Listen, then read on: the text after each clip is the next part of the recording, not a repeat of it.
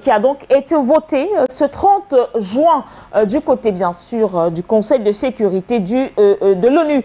Le gouvernement du Mali a donc fait savoir par la voix de son représentant justement qu'il est au regret de constater que certaines de ses réserves fortes ont tout simplement été ignorées. Donc dans la version finale, finale de la résolution votée, raison pour laquelle le gouvernement du Mali réitère alors son opposition ferme à la liberté de mouvement de la MINUSMA dans l'exécution de son mandat dans le domaine des droits de l'homme. Ceci donc au nom de l'autorité, de l'intégrité territoriale, car il n'est pas question pour le Mali que les forces de la MINUSMA disposent d'une liberté de mouvement ou encore d'une liberté d'enquêter sur les exactions commises. Et donc cela devrait se faire, si jamais ça doit se faire, cela devrait se faire avec l'accord préalable du gouvernement malien. Cette réaction justement intervient après que le Conseil de sécurité de l'ONU a tout simplement fait savoir que si la MINUSMA doit donc poursuivre sa mission justement du côté du Mali, il serait nécessaire que les autorités de transition maliennes prennent aussi leurs responsabilités en permettant à la mission d'accéder à des zones d'action et qu'elle poursuive le dialogue avec la CEDEAO en vue donc d'un retour à l'ordre constitutionnel. Des dispositions donc mal perçues et pas du tout acceptables à Bamako qui n'entendent donc pas exécuter ces dispositions malgré leur adoption par le Conseil de sécurité de l'ONU. Et donc le gouvernement du Mali estime d'ailleurs que les enquêtes sur les allégations de violation des droits de l'homme relèvent de la responsabilité donc principale des autorités maliennes. Et donc la MINUSMA devrait plutôt, la MINUSMA autant pour moi qui a donc vocation à leur apporter l'assistance nécessaire à cet égard, devrait alors, n'a pas vocation de se substituer tout simplement au gouvernement du Mali.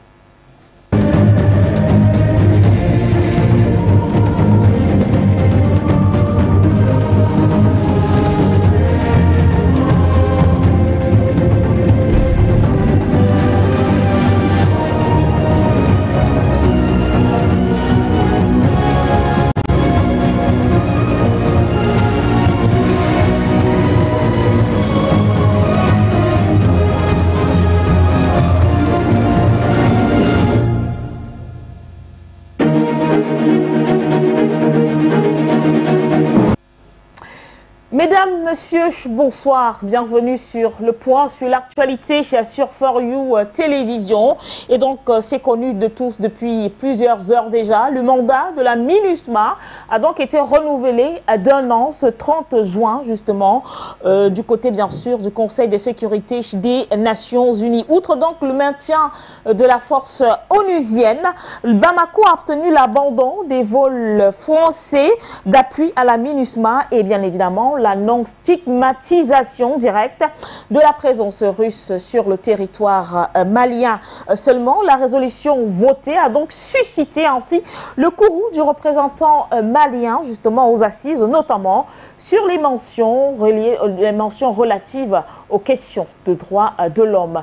Nous en parlons donc ce soir avec vous, chers téléspectateurs. Bamako qui s'oppose justement à cette résolution votée relativement au renouvellement du mandat de la MINUSMA. À quoi s'attendre donc dans les prochains jours, car toute la déclaration du représentant permanent, M. Issa Kofoundou, est donc disponible et il n'est pas passé par 4 chemins pour faire savoir tout simplement le mécontentement du Mali. Nous en parlons avec les téléspectateurs via bien sûr nos différentes plateformes digitales, mais également avec nos différents invités. Luc Michel, bonsoir et merci d'avoir accepté notre invitation.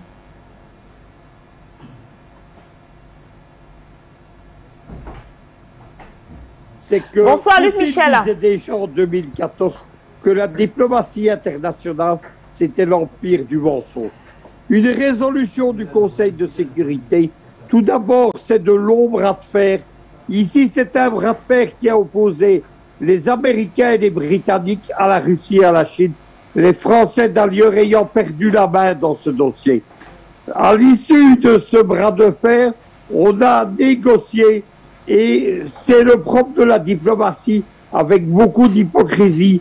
obtenu une résolution qui ne satisfait aucune des parties, mais qui donne à chacun une partie de ce qu'il voulait.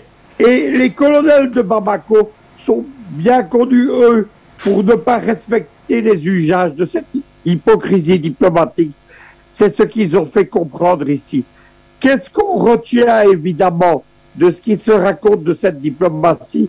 C'est que Moscou, soutenu par Pékin, a obtenu qu'on ne mette pas en cause le fameux groupe Wagner, c'est-à-dire les paramilitaires russes, qu'il n'y ait pas des enquêtes directes des Nations Unies dans la question de ce que les Américains appellent la violation des droits de l'homme, et que les déplacements de la MINUSCA dans le pays soient limités.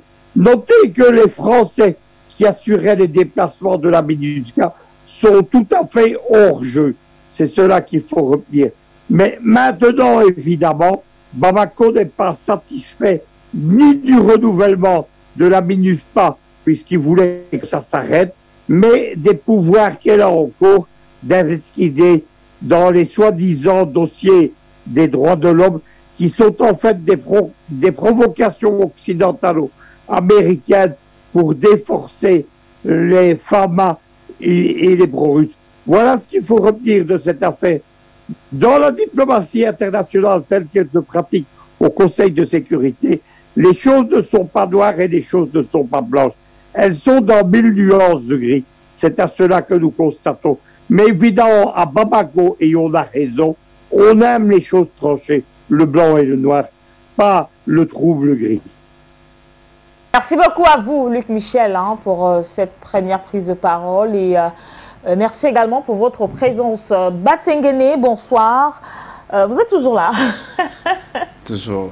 Alors, renouvellement du mandat de la MINUSMA, 12 mois encore supplémentaires.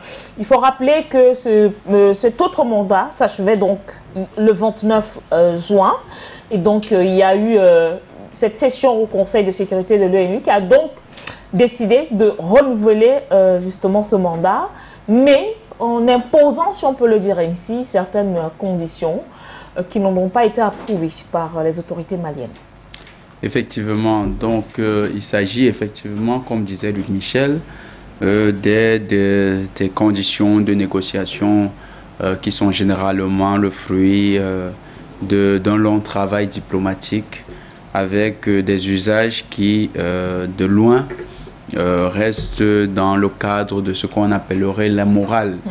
La morale du point de vue de la morale religieuse, de la notion de bien et de mal, étant qu'on devrait tenir sa parole. Le Mali avait souhaité que dans ces négociations, en dehors du point sur les paramilitaires russes, un ensemble de desiderata leur soit accordé et que si la mission de maintien de la paix des Nations Unies devait rester, elle devait se passer dans le strict respect de la souveraineté de l'État malien.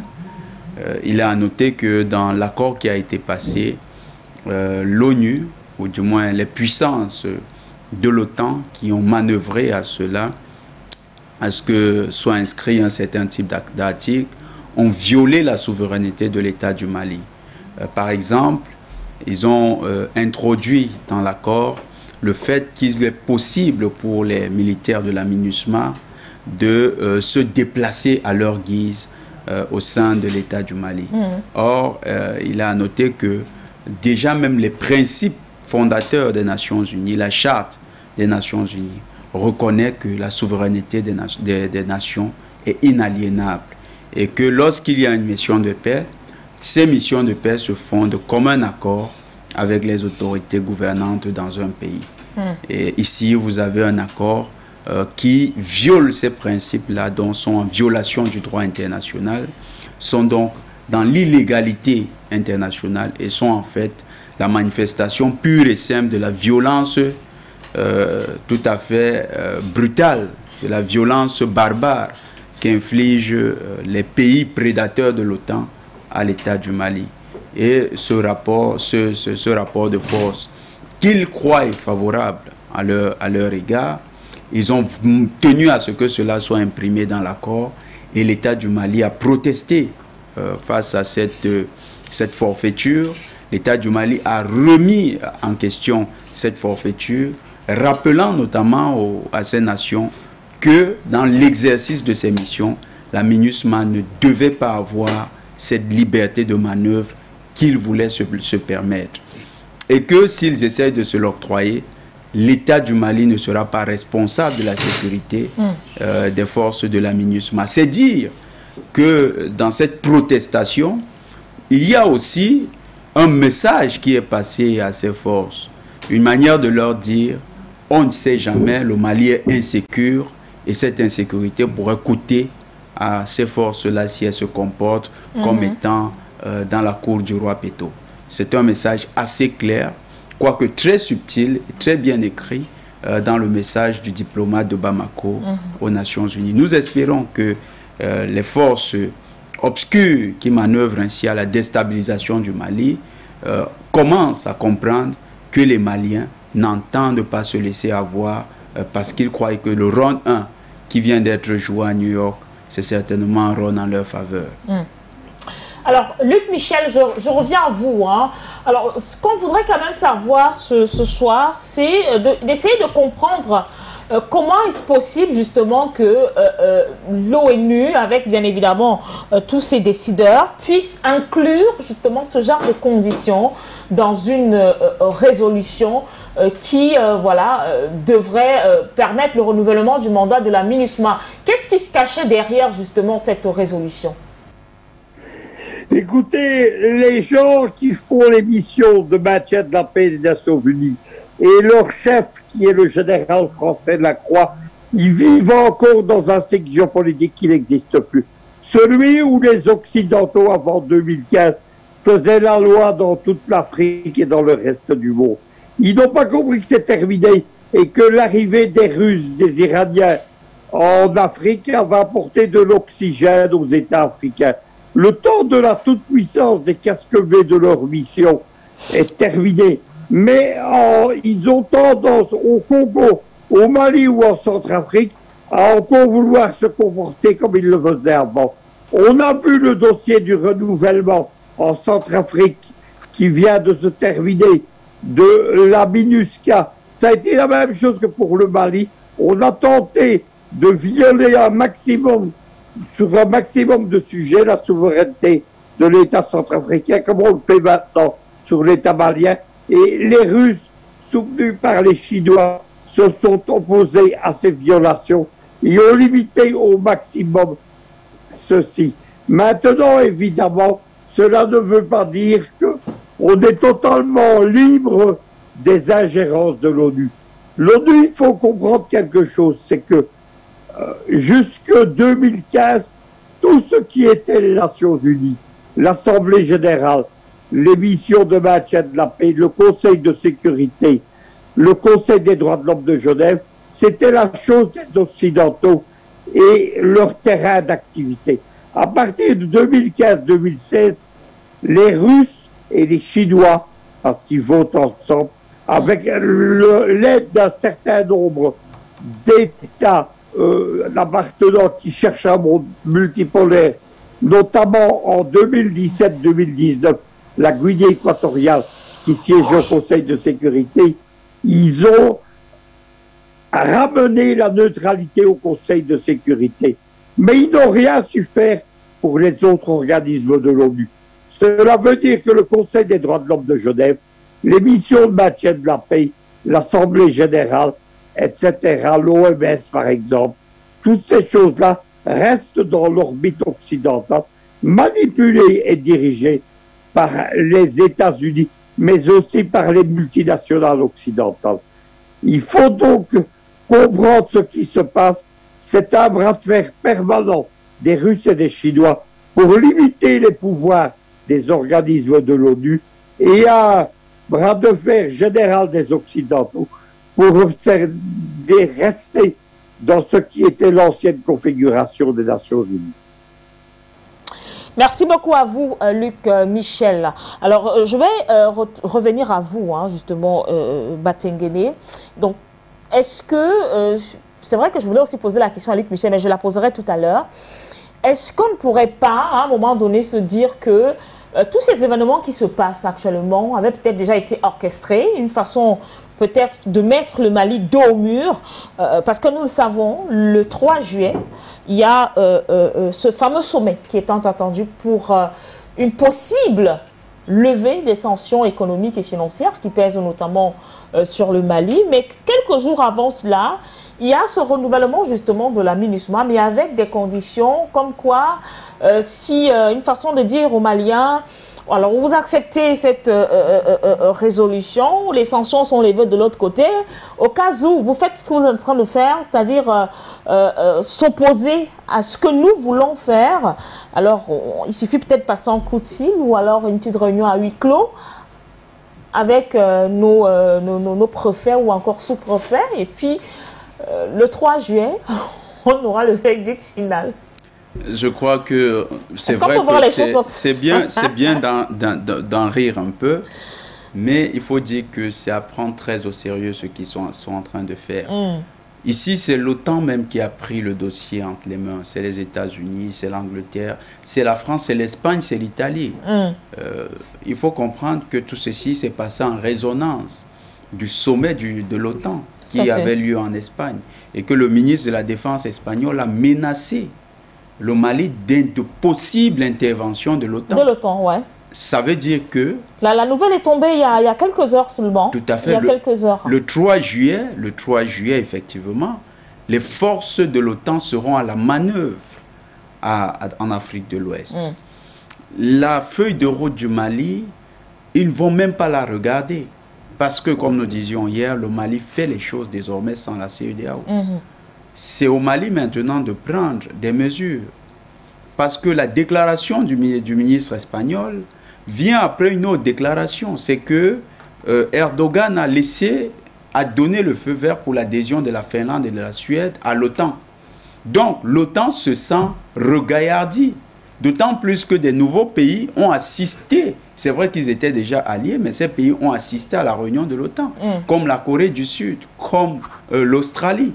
Ils ont assisté à la réunion. Ça veut dire que cette alliance se constitue comme une alliance militaire. Et depuis la fin d'année dernière, nous n'avons de cesse de passer un message. L'OTAN se prépare à une guerre qui aura une envergure mondiale. L'OTAN n'est pas sur des bases pacifiques. La Russie, qui a engagé l'opération militaire en Ukraine, a déclenché un ensemble de réactions au sein de l'OTAN qui font que ces réactions sont toutes organisées pour la reconquête des espaces d'influence des différents pays de cette alliance. Et là où ils avaient perdu, ils veulent revenir par la brutalité et la force. Il faut voir donc dans la réunion du 3 juillet de la CEDEAO, une réunion qui sera orchestrée par l'OTAN, qui sera manipulée par l'OTAN et dont l'agenda sera fixé par l'OTAN. Le Mali doit se préparer à une situation tout à fait d'agression. Le Mali doit donc organiser sa défense. Le Mali doit miser sur ces questions sécuritaires. Le Mali doit renforcer. Actuellement, les Chinois peuvent facilement déployer assez de matériel sur le Mali. Le Mali ne doit pas lésiner sur les moyens. Le Mali doit prendre très au sérieux ce qui est en train de se passer. Regardez un peu ce type de mandat qui est accordé aux Nations Unies, à la mission de maintien de la paix au Mali. Cette mission de maintien de la paix, on leur dit qu'ils peuvent circuler. Ils peuvent enquêter sur les questions de droits de l'homme, à leur guise, sans autorisation préalable de l'État du Mali, sans concertation avec l'État du Mali. C'est en violation de tous les textes internationaux. Mais ça rappelle quelque chose. Ça rappelle un peu la Côte d'Ivoire. Vous vous souvenez? Avec Choi, qui était allé se cacher, a proclamé les résultats des faux résultats de l'élection présidentielle et qui a joué contre le président Laurent Gbagbo. Et sur la base de ces déclarations à lui, Choi, les Nations Unies ont produit un ensemble de rapports négatifs concernant la situation des droits de l'homme en Côte d'Ivoire et ont soutenu l'annexion de la Côte d'Ivoire par les forces d'occupation françaises. Ça, c'est le scénario qu'ils veulent reproduire sur le Mali. Nous sommes dans la phase offensive de l'OTAN qui a commencé avec ce rang 1 au niveau des Nations Unies. Et ce rang 1, qu'ils semblent, selon leur logique, avoir gagné, n'est en fait que la manifestation d'une agression physique en préparation. Les Maliens doivent donc se préparer avec les alliés. Les Maliens doivent se dire que la situation n'ira pas s'améliorant. Les Maliens doivent comprendre une chose, l'avenir avec la CEDEAO est désormais derrière eux. Il n'y a plus rien à croire de la CEDEAO. Ce que nous verrons le 3 juillet, c'est exactement le schéma qui est en train de préparer l'OTAN sur le Mali. Alors, Luc Michel, est-ce qu'il est du ressort justement du Conseil de sécurité de l'ONU de demander, c'est justement l'une des conditions, de demander au Mali justement de poursuivre les négociations avec la CEDEAO? Alors que du côté du Mali justement, les choses semblent avancer. Il y a un chronogramme des élections qui a été donné. Il y a même la durée de la transition qui a été donnée sans l'aval de cette CEDEAO. Et que quelques semaines après, il y a justement les membres de ce conseil-là qui, dans les conditions, demandent à ce que le Mali puisse continuer les négociations avec la CEDEAO. Est-ce que ce droit revient au Conseil de sécurité des Nations Unies?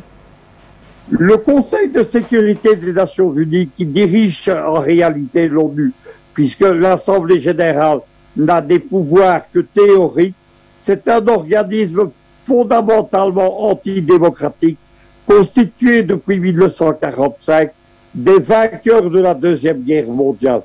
À partir de ce moment-là, ils ont l'habitude d'imposer des dictats au peuple du monde entier et d'imposer des solutions non démocratiques. Mais maintenant, l'OTAN, contrairement à ce qu'elle croit, n'est pas du tout en position de force et est parfaitement consciente qu'elle ne l'est pas. Elle est en train de perdre la partie mondiale. Les BRICS se sont rangés du côté de la Chine et de la Russie. L'OTAN a engagé une guerre suicidaire sur deux fronts, c'est-à-dire contre la Russie, ce qui se comprenait, mais également contre la Chine. Le sommet du G7 a vu s'opposer justement les BRICS, et maintenant les États non alignés sont en train de se réactiver dans une perspective pro-russe. À partir de ce moment-là, l'OTAN est en train de perdre la partie. C'est ce qui est même en train de se passer au niveau de la CEDEAO. Au début, la CEDEAO croyait qu'elle était entièrement sous la domination de l'OTAN et du Conseil des Occidentaux, du Conseil de sécurité. Mais en réalité, qu'est-ce qui se passe dans la coulisse diplomatique? C'est que le Mali est non seulement soutenu par l'axe Moscou-Alger, bien entendu, qui s'oppose au Conseil de sécurité, mais également à l'intérieur de la CEDEAO, il y a deux États qui s'opposent aux manœuvres occidentales, et c'est inattendu pour les Occidentaux, puisqu'ils pensaient que ces États étaient de leur côté, mais ils s'en sont éloignés. Le premier, c'est la Guinée-Conakry. La Guinée-Conakry, c'était un putsch pro-occidental qui avait mis l'officier de liaison de l'Africom avec l'armée guinéenne au pouvoir. Mais aujourd'hui, le lieutenant-colonel Doumbouya, c'est le principal allié de Bamako, parce qu'il sait très bien qu'à moins de faire péricliter économiquement son pays, il n'a pas le choix. Le deuxième chef d'État, qui est le principal allié de Bamako, c'est Faure Gnassingbé au Togo, évidemment. C'est totalement inattendu et c'est se fait à la grande colère des Français. Voilà donc ce qui se passe. Les choses ne sont donc pas aussi simples. Maintenant, qu'est-ce qui se passe non seulement au Conseil de sécurité, mais dans toute l'Afrique? C'est qu'on n'est plus dans un grand échiquier avec des pions blancs et des pions noirs et qui se déplacent. On est dans des opérations géopolitiques à fond renversé. Les intervenants ne se situent plus dans une grille blanc contre noir, mais au contraire suivant leurs propres intérêts.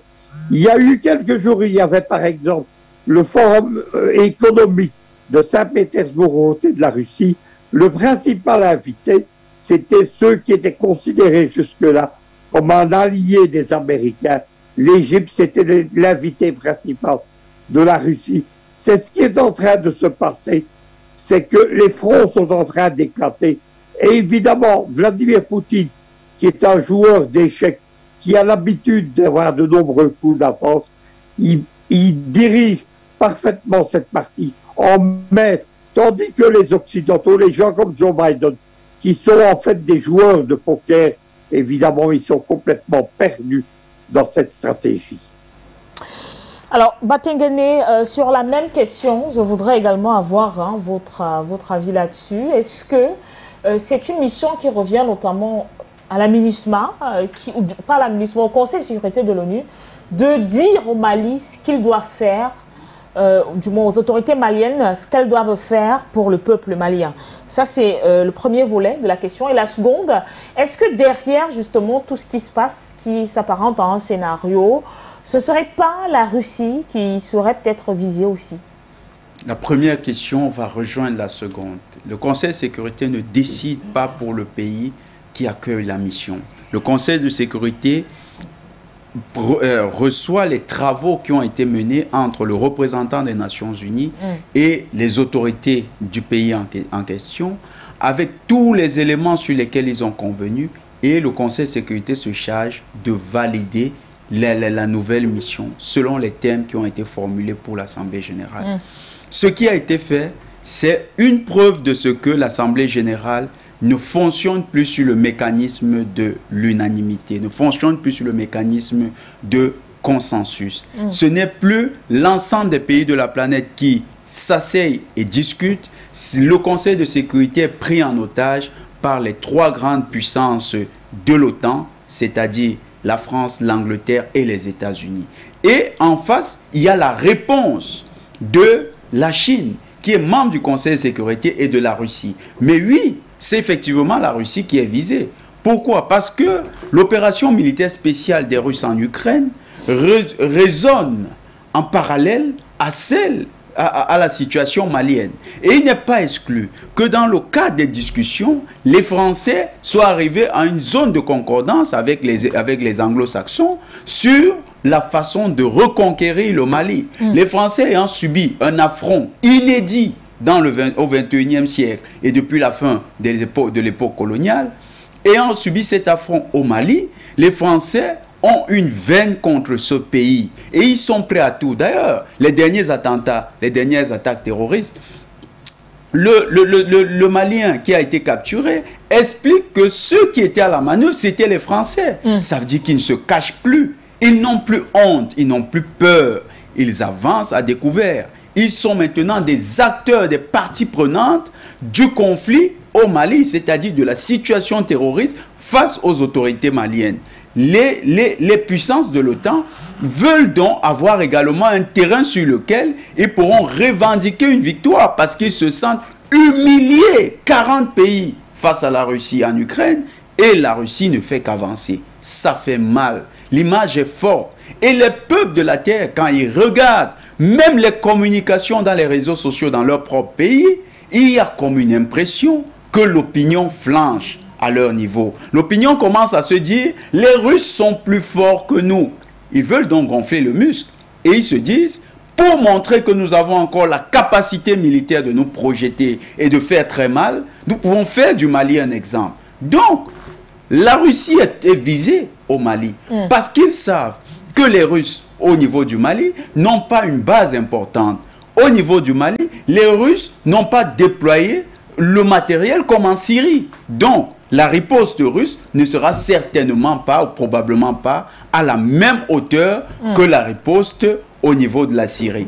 Et ils utilisent le Mali comme un terrain qui pourrait leur servir à réaffirmer leur puissance. Il y a effectivement la Russie qui est visée, mais il faut le dire, les puissances derrière tout ça, c'est les puissances de l'OTAN. Et ces puissances de l'OTAN, il faut toujours lire en fonction de ce qui se passe aujourd'hui dans le monde. Les puissances de l'OTAN se préparent à une guerre. Les puissances de l'OTAN sont en train de se convertir en acteurs d'une domination coloniale perpétuelle. Ils se disent que cette domination, vous avez suivi les thèmes avec lesquels ils ont repris la Chine dans leur déclaration de l'OTAN. Ils disent que la Chine a eu le courage de contester leur domination. Suivez l'expression de gens normaux assis dans des bureaux normaux. Oui. On a l'impression que ces gars sont tous sortis de 1884, 1885 à la conférence de Berlin. Et pourtant, c'est des jeunes pour la plupart. Il n'y a qu'un vieux parmi eux, c'est-à-dire M. Biden. Mais le reste, c'est des jeunes qui s'expriment comme des Bismarck, qui s'expriment comme des gens d'une autre époque. C'est dire que au sein de l'établissement de l'OTAN, la psychologie n'a pas changé. On est resté des colons et ils se voient en maître de l'univers. Ils se voient surtout en maître de la planète Terre. Quand ils sentent que les Chinois, ils disent que les Chinois ont contesté leur domination, ça veut dire qu'ils se sentent investis d'une domination divine. Ils auraient été choisis par le droit divin pour dominer les peuples de la terre et les convier à la civilisation. Mais ça, c'est ahurissant de voir des jeunes raisonner de la sorte. Eh bien, ces gens-là sont en train de se dire, puisque les Chinois l'ont fait, ils sont en train de s'appuyer sur l'exemple russe. D'accord. Et si nous détruisons l'exemple russe, nous avons détruit la résistance chinoise. Voilà ce qu'ils veulent faire. D'accord. Faire du Mali un exemple de leur répression. Ils sont en train de se préparer pour cela. C'est pourquoi les Maliens, ils ne doivent pas lésiner. Et nous le disons encore pour les chefs d'État africains qui pensent que le monde est paisible, parce que nous voyons ce qui se passe. Les chefs d'État africains doivent se préparer. Une guerre est en train de se préparer dans le monde. Et cette troisième guerre, elle est inévitable. Ça prendra peut-être 1, 2 ou 3 ans, mais les dispositifs sont en train de se mettre en place pour que cette guerre ait lieu. Alors, nous rappelons à nos téléspectateurs que le standard est d'ores et déjà ouvert. Vos différentes contributions sont également attendues donc via les différents numéros qui s'affichent actuellement au bas de l'écran. Apportez donc, venez nous dire ce que vous pensez justement de ce qui se passe justement autour du Mali, entre la CEDEAO, le Conseil de sécurité de l'ONU, la MINUSMA et encore il y a quelques heures de cela, l'OTAN qui commence à se faire entendre via bien sûr cette sortie qui nous vient du ministre de la Défense espagnole qui a déclaré que s'il le fallait, ils n'hésiteront pas justement à s'immiscer dans cette affaire malienne. Et donc, nous vous attendons, chers téléspectateurs, vos différentes contributions également. Avec déjà comment trouvez-vous la réaction du représentant du Mali au Conseil de sécurité de l'ONU, son Excellence Issa Koufourou, qui justement n'est pas passé par 4 chemins pour faire entendre la voix du Mali qu'il a si bien assumé de ce côté-là. Et donc nous rappelons que nous sommes en compagnie également de Luc Michel, de l'autre côté bien sûr de Bruxelles. Au standard, est-ce que nous avons un téléspectateur? Nous avons un téléspectateur au standard? Oui. Bonjour. Bonsoir, Linda. Bonjour, bonsoir. Oui. Et salut vos invités, Jonathan et Luc Michel. Merci pour les efforts. Jonathan, il ne faut pas te paniquer. Ce qui se passe est déjà passé, ça est déjà passé dans le spirituel. Il n'y a pas peur. Et ils savent ça, parce qu'eux, ils adorent Lucifer. C'est Lucifer qui les conduit. Nous sommes en guerre. Et en guerre, on ne fuit pas l'ennemi. On permet à l'ennemi de pouvoir faire face pour pouvoir effectivement se sous-peser. Donc on ne va pas refuser le renouvellement du mandat de la MINUSMA ne devait pas nous faire peur. Les Maliens savent très bien et les moyens qu'ils ont aujourd'hui leur permettent effectivement de pouvoir les suivre de très près. Parce qu'avec la Russie, il faut être sérieux. La bataille qui est engagée, ce n'est pas une bataille seulement de la Russie. C'est une bataille des pays opprimés par l'OTAN depuis longtemps. Et on permet à ce que la MINUSMA plutôt reste au Mali. On va l'humilier. je dis bien, ils seront humiliés. L'Espagne, laissez l'Espagne, parce qu'ils ne sont pas sur le droit chemin. C'est une injustice si l'Espagne s'arrose le droit de dire qu'ils vont intervenir au Mali. C'est une injustice flagrante. Et nous le savons. Et Dieu le sait. Qui est Dieu? Nous sommes l'incarnation de Dieu. Quand nous le disons, c'est vrai. Et ils le savent très bien que c'est une injustice de pouvoir dire qu'ils vont intervenir au Mali parce que c'est à cause de la peur. Ils savent qu'ils seront humiliés. Et vous verrez, n'ayez pas peur. N'ayez pas peur. Ils n'ont qu'à quitter l'Espagne et ça comme ça pour venir s'installer. N'ayez pas peur même de mes compatriotes d'ici, les Américains là, qui se promènent, des vagabonds, des tueurs, qui s'arrogent le titre américain pour détruire le monde. N'ayez pas peur d'eux. Le monde doit se baser sur la justice. On ne peut pas être américain pour adouber l'injustice. Ce n'est pas possible. Alors, depuis longtemps, l'OTAN, ou bien les organisations de l'ONU, ont servi l'OTAN. Ce n'est pas une organisation pour permettre aux Africains de se développer. C'est pour les dominer. Mais aujourd'hui, ils sont exposés. Ils seront encore plus exposés. N'ayez pas peur. Informons la population sur ce qui se prépare. Il n'y aura pas la guerre. Ils n'ont pas les moyens. Est-ce qu'ils ont pu faire ça en Ukraine? Non, il n'y aura pas la guerre, Jonathan. Non, ils n'ont pas les moyens. Ils vont se détruire eux-mêmes. Alors que la population africaine s'arme du courage, que c'est leur moment de se libérer de ces forces du mal qui sont l'OTAN et ses alliés. Que Dieu bénisse, nous sommes en guerre. N'ayez pas peur. Merci. Merci beaucoup pour votre contribution, chers téléspectateurs. Nous attendons encore les réactions justement de certains parmi vous, parce que nous vous savons quand même nombreux à réagir, notamment sur notre page YouTube, mais également sur la page Facebook. Donc, franchissez le pas, franchissez le cap et passez un coup de fil pour vous faire entendre par le reste justement du continent africain. Et puisque je parlais de YouTube tout à l'heure, il y a une dame qui demandait, qui disait, Monsieur Batengene, est-ce que vous pouvez répondre à la question que Linda vous a posée, celle de savoir si il revenait justement au Conseil de sécurité de l'ONU de donner des injonctions au Mali. Je pense que vous avez répondu à cette question, voilà. Donc, on peut quand même revenir. D'accord. Donc, nous avons expliqué effectivement que le Conseil de sécurité n'a pas donné des injonctions. Le mécanisme de décision au Conseil de sécurité, c'est le principe de l'Assemblée, le principe de des réunions parlementaires. Et ces réunions-là sont préparées à l'avance. Donc, il s'agit de textes qui sont d'abord discutés avec les partenaires, avec l'État malien, les représentants de l'État malien, entre les représentants de l'État malien et le représentant des Nations Unies, c'est-à-dire tous ceux qui sont proches du secrétariat général aux Nations Unies.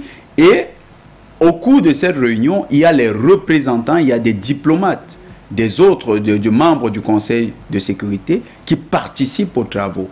Ils peuvent apporter un avis, ils peuvent apporter des éléments pour que la déclaration prenne une certaine forme.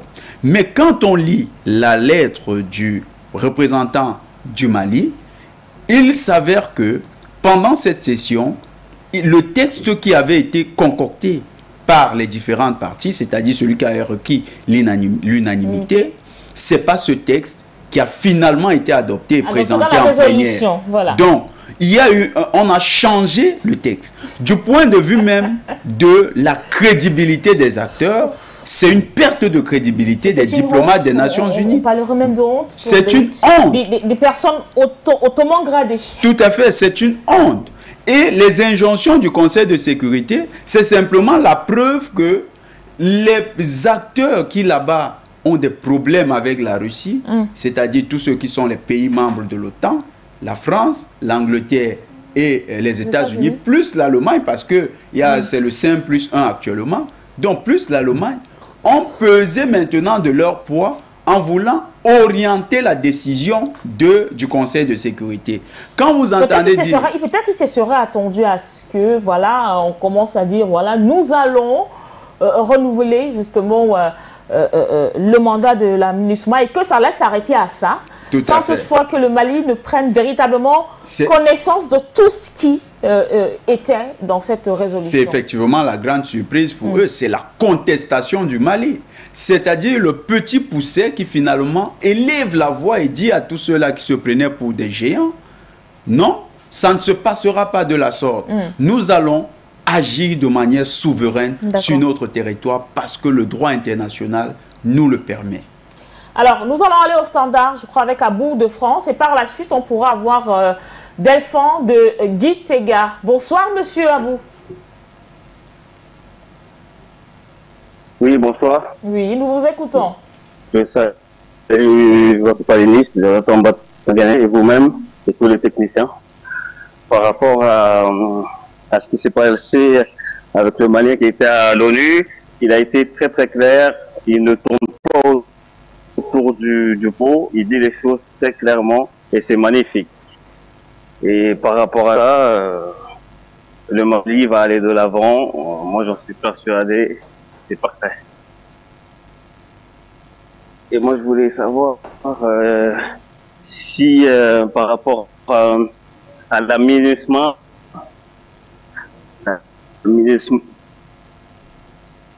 Monsieur Abou, vous êtes là? Alors, je crois que nous l'avons perdu. Delphin de Guy Tega, bonsoir. Bonsoir, ma chère sœur Ndeti. Bonsoir à mes amis Luc Michel et Jonathan Batengene, ainsi que les spectatrices et les téléspectateurs. Je suis pour ma part très satisfait, pour ne pas dire plus, de ce qui se passe, parce que, enfin, les véritables acteurs en place sont désormais visibles. Même si l'État français conserve une influence remarquable dans cette région, à travers notamment le franc CFA, je vous le répète, c'est un nain géopolitique. Je fais partie de ces Africains qui, en dehors de la zone CFA, a toujours été stupéfait de voir comment mes frères et sœurs africains, donc, magnifiaient de façon exagérée l'Élysée. C'est un nain géopolitique et il faut le traiter comme tel. Donc, je suis content que les États-Unis, ils ne le font pas de gaieté de cœur, mais ils n'ont plus le choix. Ils enlèvent ce masque qu'est l'État français et prennent les choses en main eux-mêmes. Parce qu'en face, effectivement, il y a quelqu'un qui est à leur taille, qu'on peut même dire qu'il les surpasse, notamment sur le plan militaire, c'est-à-dire la Russie. Je salue moi aussi le comportement et les positions du représentant du Mali à l'ONU. Il est dans la droite ligne de son homologue, M. Abdoulaye Diop. Donc de ce côté-là, je n'ai pas d'inquiétude. Je fais parfaitement confiance à la diplomatie malienne. Je l'encourage comme d'autres l'ont encouragé avant moi. Maintenant, ce sur quoi je me concentrerai pour ma part, je le dis assez souvent, mais je vais prendre d'autres mots ce soir. Il ne faut plus hésiter. Il faut harceler. Et je prends bien le mot harceler. Ces gens qui, au sein de la MINUSMA, se comportent comme des domestiques pour le nain géopolitique dont je parlais. Pourquoi est-ce que je dis cela? Parce que c'est ce que nous faisons du côté du Burundi et c'est ce que nous avons, par exemple, aux côtés de nos frères rwandais, camerounais, convaincus notre frère Touadéra de faire. Nous avons une politique et nous avons cela en commun avec nos cousins, nos frères du Nord en Algérie. Nous ne supportons pas, nous sommes extrêmement allergiques que des gens en armes, que ce soit des mercenaires ou des militaires, qui ne sont pas burundais, se promènent tranquillement, allègrement sur notre territoire. Nous les neutralisons. Nous n'hésitons jamais avant de les neutraliser. Le Burundi a failli subir une fumisterie semblable à la MINUSMA. On l'appelait la Maprobu. C'était, pardonnez-moi le terme, c'était la même merde, mais essayer d'être transféré par l'Union africaine. Nous les avons menacés d'une guerre totale. Le président Nkurunziza, à l'époque, leur a dit, soit, venez, mais sachez que le Burundi sera votre tombeau. Donc les Maliens doivent entrer dans cette logique. Ils doivent être harcelés partout où on les trouve. Même s'ils font une promenade ou qu'ils vont manger dans un petit coin où ils peuvent manger, eh bien nos frères maliens doivent leur faire comprendre dans leur comportement qu'ils sont indésirables. Et bien sûr, maintenir la coopération militaire, notamment, mais pas que, avec l'axe Alger-Moscou. Et dans ces conditions, nous remporterons la victoire. Ce n'est qu'une question de temps. Donc, je vais m'arrêter ici et laisser la parole à d'autres. For You Media, une fois de plus, allons de l'avant. Merci beaucoup à vous, Delphin de Bujumbura, Gitega. Tout ça, c'est le Burundi et c'est l'Afrique. Et donc, le standard reste ouvert avec vous, hein, chers téléspectateurs. Zarfel, bonsoir. Ok, bonsoir Lisa, bonsoir Nathan, bonsoir à tous les techniciens de For You. Et je salue tous les appelants de For You TV.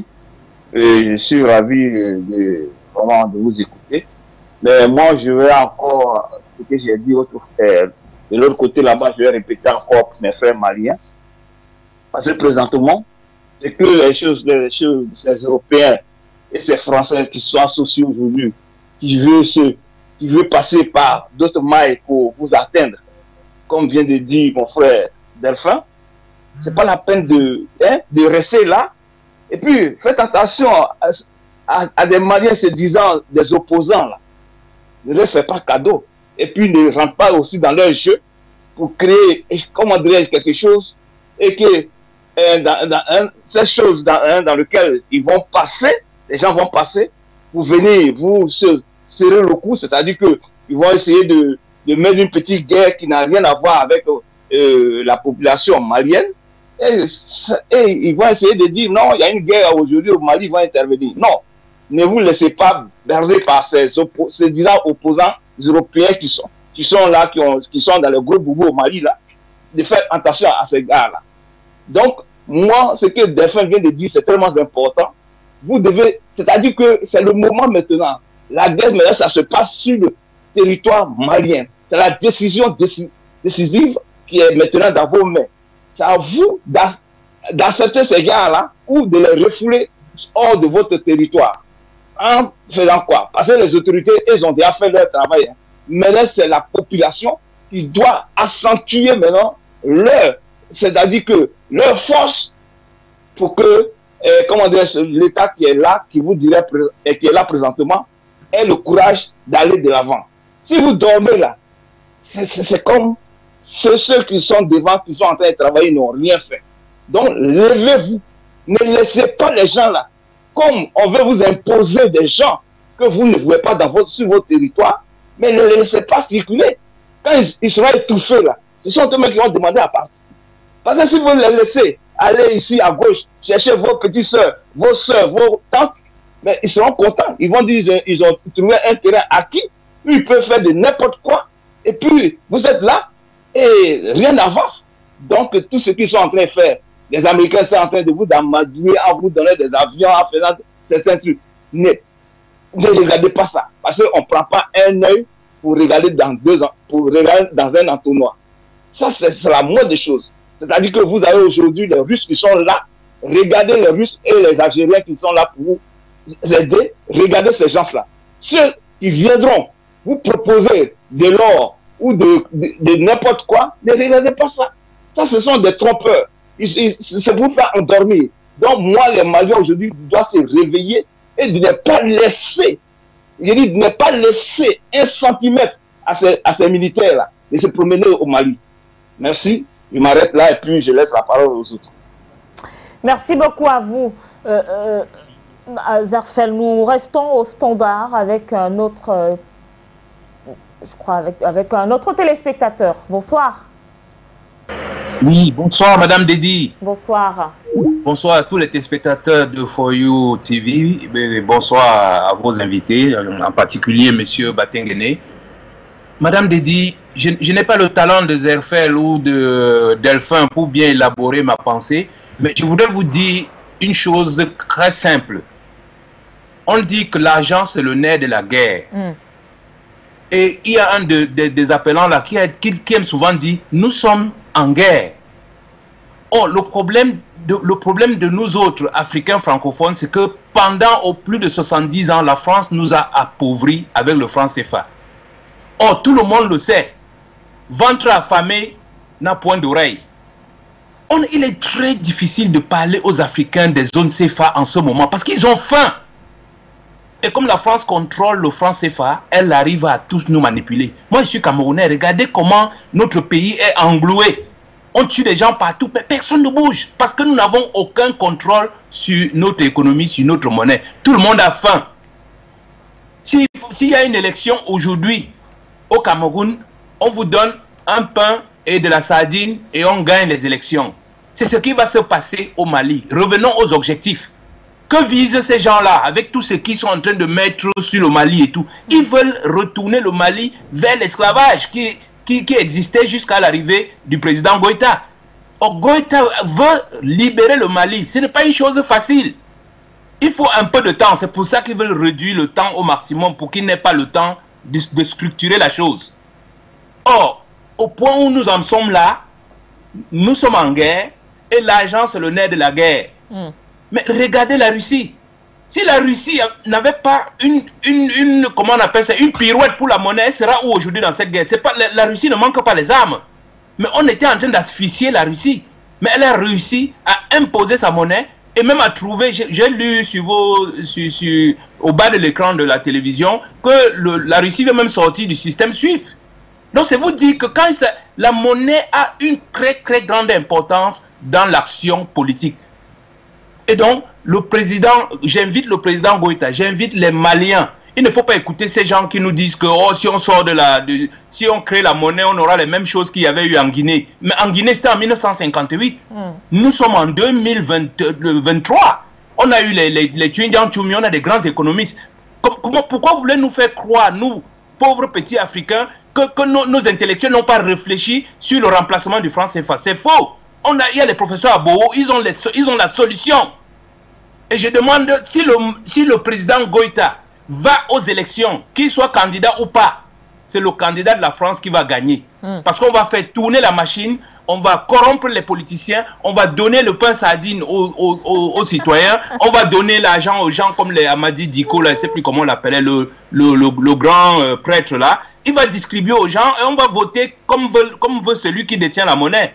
Donc pour moi, si le Mali va à n'importe quel genre d'élection ou bien de processus sans changer la monnaie, le candidat de la France va revenir et replonger le Mali dans l'esclavage. C'est tout ce que je souhaitais dire, Madame Dedi. Merci de m'avoir écouté et bonne soirée à vous. Merci beaucoup. Alice Kwasi, bonsoir. Merci d'être avec nous ce soir. Nous vous écoutons. Allô. Bonsoir, Madame Alice Kwasi.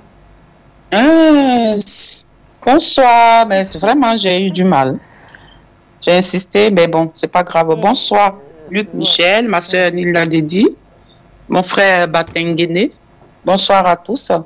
Alors, le problème du Mali, vraiment, ça commence à bien faire. Ça commence vraiment à bien faire. C'est-à-dire que qu'est-ce que ces Européens ont pu trouver au Mali pour ne pas lâcher prise? Qu'est-ce qui se passe? Le Mali est le seul pays où il y a les terroristes. Je crois que les terroristes sévissent partout dans ces pays-là. Il y en a pas mal de pays où, même au Burkina, même dans d'autres pays, on voit les terroristes. Pourquoi c'est toujours au Mali? Je pensais que cette histoire du Mali était finie. Ah mais non. Jusqu'à ils vont comment on appelle ça? Ils demandent à ce que la MINUSMA reste au Mali. C'est quand même hyper grave. C'est hyper grave. Quel est le rôle de la MINUSMA au Mali? Parce qu'ils sont là-bas, et puis quand même, il y a des centaines de milliers de Maliens qui meurent, qui sont tués par les terroristes. Donc, le rôle de la MINUSMA, c'est quoi? Qu'est-ce qu'ils font au Mali? Et puis d'ailleurs, j'ai vu sur les réseaux sociaux, comment on appelle ça, le premier ministre espagnol, qui dit que oui, s'il y a les terroristes au Mali, leur sécurité est en jeu. Mais attendez, le Mali n'est pas loin de l'Espagne, de l'Europe. Nous qui sommes même à côté du Mali, là, notre sécurité est en jeu. C'est vrai parce qu'on est tous en Afrique là-bas, mais eux qui sont à des centaines de milliers de kilomètres là, comment ils peuvent s'imaginer que la sécurité, les terroristes de l'Afrique peut mettre leur sécurité en danger? Donc tout ça, c'est de la marmaille. Tout ça parce que ils veulent piller ce pays-là. Assimi Goïta les dérange. Donc il faut l'enlever coûte que coûte par tous les moyens pour installer le pion, pour piller ce pays où il y a beaucoup de richesses à voler, quoi. Donc moi, je demande au président Assimi Goïta de faire hyper attention. Il faut qu'il s'entoure des personnes de confiance. Il faut qu'il fasse de telle sorte que la sécurité, lui-même sa propre sécurité, soit engagée. Parce que là, c'est vraiment, vraiment. Ceux-là, quand ils veulent t'avoir, ils passeront par tous les moyens. Ils passeront par tous les moyens. Et puis d'ailleurs, l'élection présidentielle au Mali, il ne faudrait pas qu'il rentre dans ce jeu-là. Parce que je pense qu'il est au courant de ce qui s'est passé en Côte d'Ivoire. Hein. L'élection du Mali, il faut qu'il arrête ça aussi. Parce que s'il rentre dans leur jeu-là, il va avoir ses yeux pour pleurer. Il aura ses yeux pour pleurer. Parce qu'avec ces gens, ils ont tous les plans pour t'avoir. Donc, il faut être plus malin que... cette histoire d'élection, on va faire ça, on va faire... Non, il faut qu'il arrête. Il faut qu'il arrête ça. Et puis, il faut qu'il appelle... il faut qu'il soit en accord continuellement avec comment on appelle ça, les Russes, pour protéger son pays. Parce que ceux avec leur histoire de municipat, là, franchement, ça fait peur. Hein? Ça fait peur. Je m'arrête là et puis,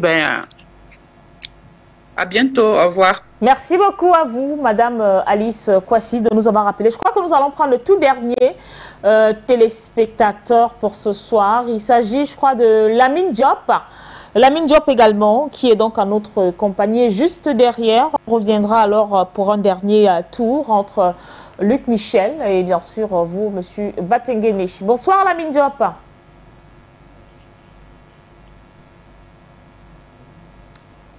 Est-ce que nous avons Lamine Diop?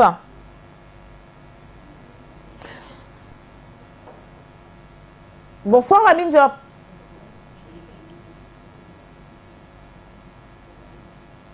Alors, nous l'aurons certainement tout à l'heure, Lamine Diop, le temps pour nous hein, de retourner vers Luc Michel, avec qui justement je vais donner lecture justement d'un morceau choisi de cette déclaration de M. Issa Konfourou, qui dit justement que la délégation du Mali appelle le Conseil de sécurité à permettre à la MINUSMA de se consacrer aux tâches prioritaires pour lesquelles elle est donc déployée au Mali, à savoir l'appui à la restauration de la sécurité et bien sûr de l'autorité de l'État sur l'ensemble du territoire. Condition donc sine qua non pour une meilleure protection des personnes et de leurs biens. Plus loin, il fait savoir que les populations maliennes attendent de la MINUSMA qu'elle contribue à la recherche des solutions durables aux défis du Mali. Elles ne veulent pas que la MINUSMA devienne partie des problèmes. Alors, quand il fait cette déclaration que les populations ne voudraient pas que la MINUSMA devienne partie des problèmes, à quoi est-ce que cela renvoie? Écoutez, cela rappelle simplement que ces gens prétendent qu'ils effectuent une espèce de mission neutre et que, en fait, que racontent-ils? C'est que le Mali serait divisé entre d'un côté les terroristes et djihadistes et de l'autre côté les FAMA et les paramilitaires. Ce sont donc l'armée nationale qui est renvoyée doigt avec les djihadistes et la MINUSMA qui prétend qu'elle représenterait l'ordre et la sécurité. Mais il faut comprendre deux choses parce qu'on ne comprend pas ce qui se passe. La première chose, c'est ce que vient faire l'Espagne dans tout cela. C'est maintenant Joseph Borrell, qui est un Espagnol, qui dirige la politique extérieure, c'est-à-dire les affaires étrangères de l'Union européenne. Les Américains privilégient les Espagnols parce qu'ils veulent otaniser la guerre du Mali, l'américaniser et marginaliser les Français. Voilà donc le rôle que font les Espagnols. Les Espagnols sont les principaux alliés du Maroc et le Maroc est le principal allié des États-Unis et de l'OTAN contre les Russes et les Algériens. Voilà ce qu'il faut retenir. La deuxième chose, c'est qu'il faut comprendre quel est le rôle des Occidentaux et de l'OTAN. Vous savez, les Américains aiment annoncer dans des programmes et des manifestes ce qu'ils vont faire. En 1943, ils ont publié un livre qui s'intitulait « Pour la domination mondiale » et qui annonçait le programme de la domination américaine sur tout le XXe siècle. Pour le XXIe siècle, c'est un autre livre qui s'appelle « The Next 100 Years », les 100 prochaines années, qui est dû au géopoliticien américain George Friedman. C'est le principal d'entre eux en vie actuellement, le patron du think tank Stratford. Et le livre est sous-titré pour que le 21e siècle soit un nouveau siècle américain. Friedman explique que les Américains doivent préparer et se positionner dans l'optique de la Troisième Guerre mondiale.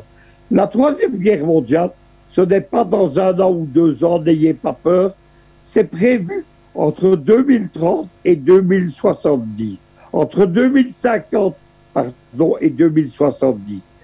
Dans cette Troisième Guerre mondiale, que les Occidentaux entendent gagner, ils ne s'opposent pas à la Chine et à la Russie. Leur but, c'est d'éliminer avant les Russes et les Chinois. Friedman explique comment ils doivent éliminer les Russes avant 2030. C'est ce qui se passe actuellement dans le dossier ukrainien. Et comment ils vont éliminer les Chinois avant 2040. C'est pour ça que l'OTAN définit la Chine comme l'ennemi principal et le G7. Voilà donc ce qui se passe. Et dans cette optique de la Troisième Guerre mondiale, le terrain d'affrontement principal, c'est l'Afrique, bien entendu, d'où tout l'effort qui s'y consacre.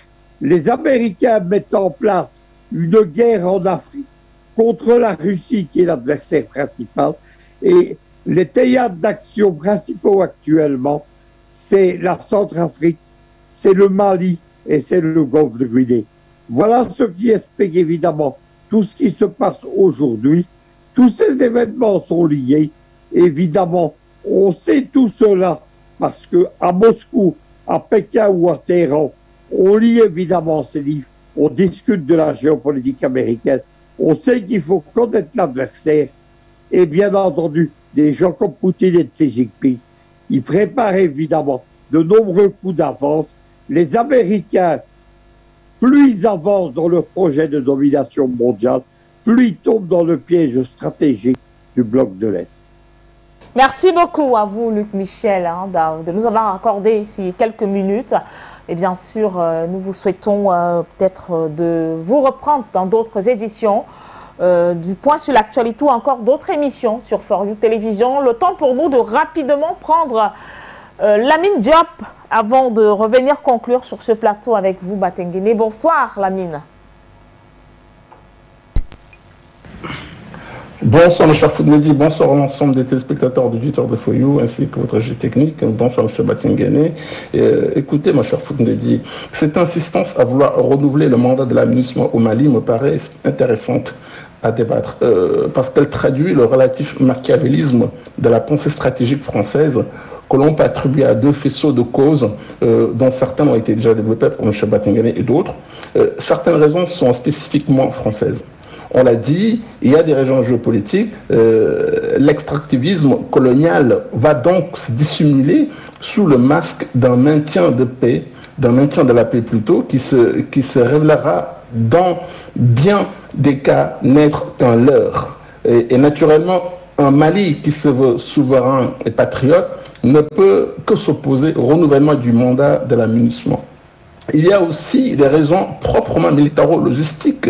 Il est vrai que les opérations de maintien de la paix par procuration, moi je dirais ça plutôt, comme le cas de forces non onusiennes agissant en soutien aux forces de l'ONU, de façon plus ou moins officielle, pullule dans cette opération de maintien de la paix onusienne au Mali et reflète ainsi les risques d'être trop étroitement associés à une opération de type subversive et insurrectionnelle contre l'autorité établie malienne. Alors, en principe, et en tant que gouvernement hôte, le Mali se doit à refuser quelconque accord de renouvellement de la MINUSMA, et d'ailleurs, on n'en a pas à s'inquiéter là-dessus. Au cas contraire, si cela devrait se faire, disons que nous serons extraordinairement surpris, puisque ce serait pour la France une autre manière de cristalliser encore davantage la crise socio-sécuritaire malienne à travers ce type de partenariat de maintien de la paix par procuration. Par ailleurs, ma chère Foutnedi, il faut relever un fait d'actualité assez intéressant que je trouve stratégiquement technique à propos de l'échec de lancement d'un missile hypersonique américain à Hawaï cette semaine, selon Bloomberg. Un fait qui reflète le retard militaire technologique occidentale manifeste vis-à-vis de la Russie et de la Chine. Effectivement, le département américain de la Défense a officiellement annoncé l'échec du test en vol du système de missiles hypersoniques américain à Hawaï en raison du fait que le programme a échoué immédiatement après son lancement. J'en rigole, c'est vrai que j'en rigole tout au long de la journée. Sentant la supériorité de la Russie et de la Chine dans le domaine des armes hypersoniques, les États-Unis cherchent coûte que coûte à améliorer cette technologie militaire, mais pour une raison quelconque, il échoue. Alors, Ouattara, qui dans une écoute téléphonique avec l'ancien Premier ministre malien Boubou Cissé, minimisait la technologie militaire russe au détriment de celle des Occidentaux, j'espère qu'il est bien au courant de cet échec. D'autant plus que, ma chère Foutnedi, je finis par là, il s'agit du deuxième lancement textuel infructueux de missiles hypersoniques américains. Lors des premiers essais en vol en octobre de l'année dernière, le missile n'a même pas pu quitter la rampe de lancement. Plus la Russie et la Chine avancent dans le développement de ce domaine, plus les erreurs évidentes des États-Unis à vouloir réduire le retard constatable sont visibles. Voici un tel double raté, décidément leur déclin est annoncé. Mes chers frères, ne vous trompez pas de camp. Ceci est encore un autre signal concret vis-à-vis du camp qu'il faut choisir. Merci, bonne fin d'émission, à bientôt, ciao. Merci beaucoup à vous, Lamine. C'est vrai qu'il ne nous reste plus que quelques petites 2 minutes, Batengene, pour sortir justement de cette thématique. Le Mali plus que jamais téméraire, le Mali plus que jamais sûr de lui, le Mali qui refuse de se faire marcher dessus par des personnes qui n'ont rien à voir avec le sang malien. Tout à fait, le Mali est debout, le Mali est fier, le Mali avance et le Mali a montré aux Nations Unies qu'il en avait dans les tripes. Le représentant du Mali a donné un discours historique parce que ce discours, c'est la réponse cinglante que l'OTAN n'a jamais suivie depuis sa tribune la plus illustre. Vous savez, le Conseil de sécurité, c'est le lieu où ils ont souvent écrasé les diplomates des pays du tiers-monde. Mais là, ils ont vu un homme, un vrai, se lever et leur dire droit dans les yeux, vous êtes des menteurs. Comme vous avez volé l'argent des Russes, ici vous avez voulu nous duper. Mais je vous dis que nous ne laisserons pas faire. Vos forces de la MINUSMA n'auront pas la liberté d'action dans notre pays. Vous savez, il y a un passage qui me plaît. Il dit « dans mon pays ». Il veut leur dire qu'à un certain moment, ça devient personnel. Eh bien, les Occidentaux gagneraient à comprendre le message. L'OTAN surtout, Mme von der Leyen s'est essayée à menacer les pays africains. Elle a vu la réaction. Elle est encore une réaction médiatique. Le ministre de la Défense espagnol qui le fait, il s'essaye à un mauvais jeu. Qu'il se souvienne d'une chose. Hitler a été défait par la force aussi des Africains. C'est parce que l'or de France a été gardé au Mali que la France est restée un pays debout. Qu'ils se souviennent de cela. L'Afrique, c'est 3/4 des ressources qui vont circuler dans le monde dans quelques années. Et ces 3/4 des ressources, c'est les Africains qui seront maîtres de ces ressources. Oui, je suis d'accord avec notre frère Lamine qui dit le 21e siècle est un siècle africain. C'est notre siècle. Le ministre de la Défense espagnol se trompe. Et ça fait vraiment sourire de voir que parfois l'échec d'un médiocre finit par devenir retentissant. Les États-Unis ont effectivement testé un missile hypersonique. C'était les premiers, hein, Linda. Oui. Madame Dedi. En 90, ils ont essayé, ils ont créé la technologie hypersonique, mais du fait du coût élevé du projet, le Pentagone a dû abandonner devant le Congrès. Aujourd'hui, qu'ils ont vu que les Russes ont développé la technologie hypersonique avec les Chinois, ils se sont remis au travail. D'ailleurs, leur premier missile hypersonique, ils disent qu'ils vont dépenser 720 millions de dollars pour le projet. Le projet risque de monter à 1,50 milliard de dollars. Mais vous savez ce qui s'est passé? Premier test, le missile n'a même pas pu décoller d'1 kilomètre. Il est tombé dans l'eau. Ça rappelle un autre échec. Vous savez qui? L'échec d'un agent de la CIA sur le continent africain qui voulait lancer une fusée. Il s'appelle Mobutu. Merci beaucoup, M. Batengene. Merci également à tous nos téléspectateurs. Le point sur l'actualité se referme. Le rendez-vous est pris pour demain. Les programmes se poursuivent sur les antennes de For You Télévision. La grande édition du grand journal sur For You TV, c'est dans moins de 10 minutes. Bonsoir.